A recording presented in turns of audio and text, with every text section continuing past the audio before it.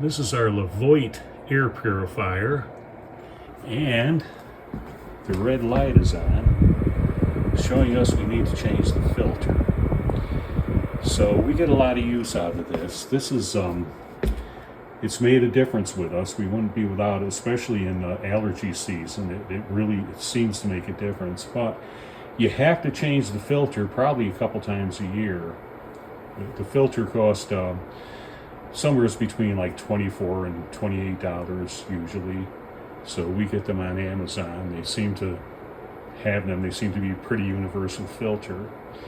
So it's time to change it. So now I'm going to turn it off, unplug it, and turn it upside down.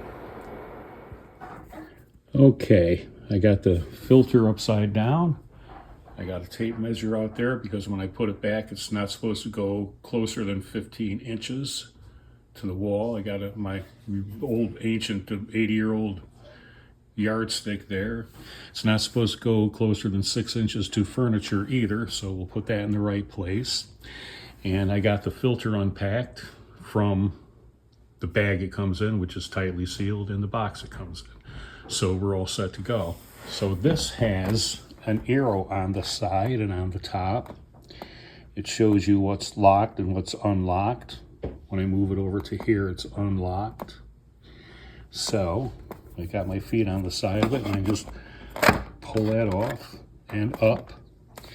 Take the old dirty filter out, and very dirty it is. I'll put it down here. I'll have to sweep up when I'm done. Take the new one and put it in. And then take this back, put it on to right. All right, let me just do one more take on opening and closing this to get the filter out. It turns like this. I put my feet on both sides, and you can see where that triangle, it's an arrow, says it's locked. Turn it counterclockwise, and it'll be to the unlocked position. Right there. And off it comes. Then you put it back on, try to get it close to that unlocked arrow right there, and then turn it clockwise. On she goes. Okay, so I got it plugged in. I got it turned on. I got it more than 15 inches from the wall. And, certainly a lot more than 6 inches from the chair.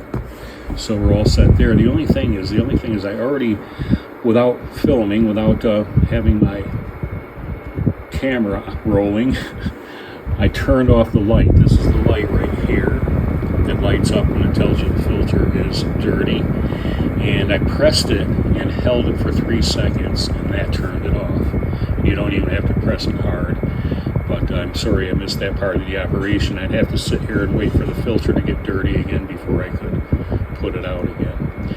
But that's all right. We're all set. This little thing that looks like a fan right here, when you press that, you go fast speed, very slow speed, or we seem to leave it in the middle, and it works okay for us. They even have a timer on here where you can push up the timer and push it to different settings to where to go off automatically. But we just leave that off. We just turn it on and off when we please, but we usually leave it on all night. So anyway, we're all set.